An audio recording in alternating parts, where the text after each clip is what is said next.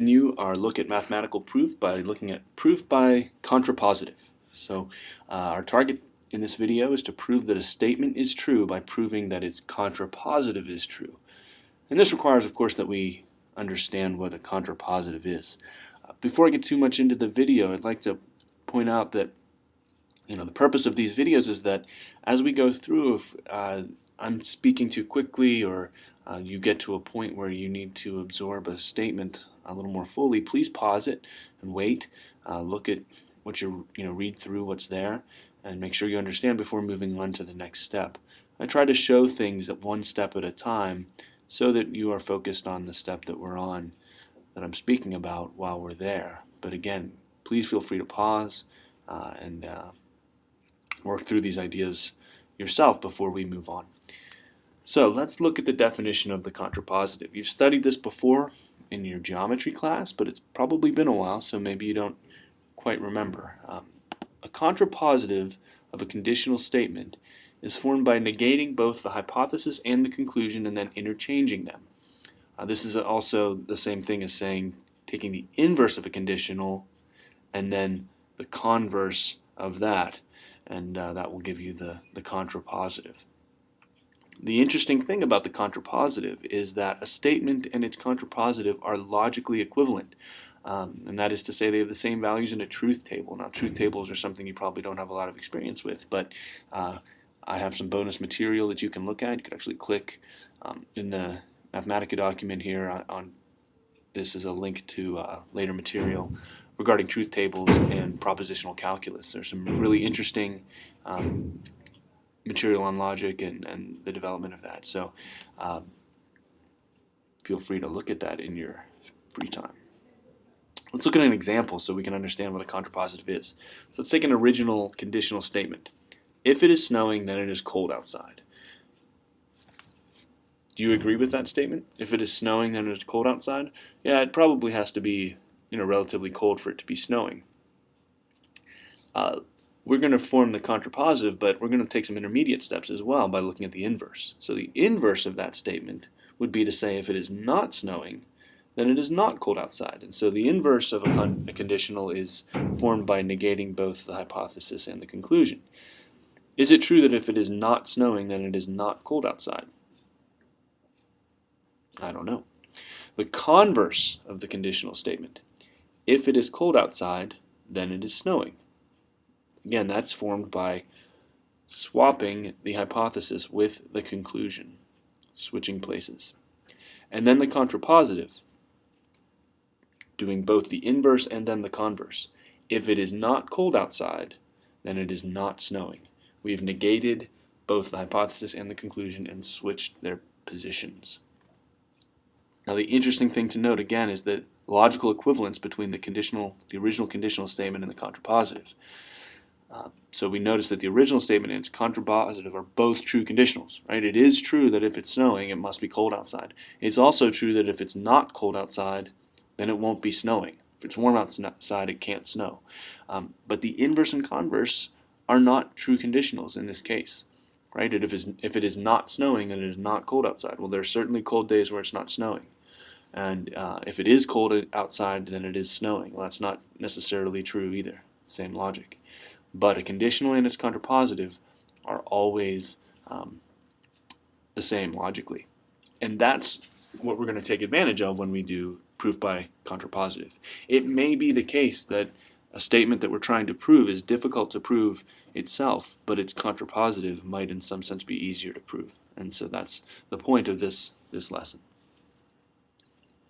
Let's look at the first exercise. If x and y are two integers for which x plus y is even, then x and y have the same parity. Parity in this case, that just refers to oddness or evenness. So what this is saying is if x and y are two integers whose sum is even, then x and y are either both even or both odd. And that should make sense. That's kind of obvious in some sense. If you add two even numbers, you get an even number. If you add two odd numbers, you get an even number. If you add an odd and an even, you get an odd. But we want to prove that, and if we look at that statement directly and we think about how we might prove it, well, we run into maybe some small difficulty. because the sum of x and y is even, again, when both x and y are even and when both x and y are odd. So there are multiple cases to look at. When you run into multiple cases, that can end up being troublesome, right? If you have to, first of all, you have to make sure you've enumerated all of the cases and make sure that you don't miss any. But then also you have, a lot of work to do depending on how many cases there are. Now in this case, there are only two cases. They're either both even or they're both odd. So it's probably something that we could work through. But let's instead look at the contrapositive of our statement. Contrapositive says if x and y have opposite parity, that is to say if x and y are one even and one odd, then x plus y is odd. This is a logically equivalent statement, but because addition is commutative, there's really only one case to consider. It doesn't matter, it's the same whether x is the even number or x is the odd number, because it doesn't matter in which way we add those two numbers. The sum is not going to be different. So we have one case to consider, and that case is x and y having opposite parity. We can arbitrarily choose whether x is the even number and y is the odd, or x is the odd and y is the even. And this proof might end up being easier to write because of that one case. So here's the proof. Let's let x and y be even and odd integers respectively, such that x is, and this is a key point right here. When we do a proof, the idea here is that we are trying to formally write the definitions of these words in ways that we can then manipulate them. So when we say that x is even, we want to write that in a way that is mathematically sound and symbolically. So I'm saying in this next step here, x equals 2k. That is how I'm saying that x is even. I'm not just simply stating in words verbally that x is even. I'm writing symbolically. X is a multiple of 2.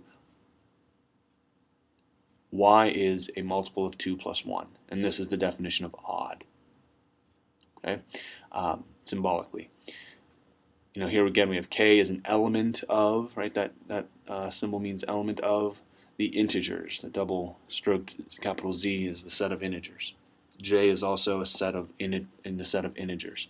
Notice I did not use the same variable here for x and y. I used k as a multiple of 2 for x and j for y. Is that important? Take a moment to think.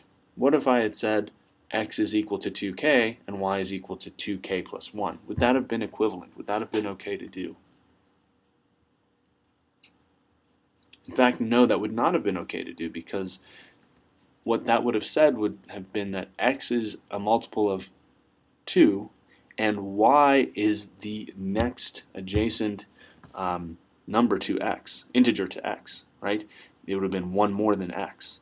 So it's important that we are careful when we are making these definitions. J and k here must be different numbers, because otherwise we've said something that's more specific than we intended, right? I'm just trying to say that if I take any odd and any even number and I add them, that's what I want to work with. If we used the same variable here for j and k, what we would have said is if I had taken an integer and that integer plus 1, which is not the same thing and not as general. So you want to be careful about that. But now we've defined x and y to be even and odd respectively. Okay, so let's actually sum them and see what happens, right? Because that's what we're looking at. X plus y. What does that mean? Well, x plus y would be 2k plus 2j plus 1. And I can see that 2 of those terms have a factor of 2. So if we factor that out, well, I've got 2 times the quantity, k plus j, and then plus 1. Looking at that expression, 2 times the quantity, k plus j, plus 1, this is the symbolic definition of odd. It's a multiple of 2 plus 1. So I've shown here that the sum of x plus y is odd by definition. And so we've proven that the contrapositive of our original statement is true. If x and y have opposite parity, then their sum is odd. and therefore the original statement must also be true because they're logically equivalent.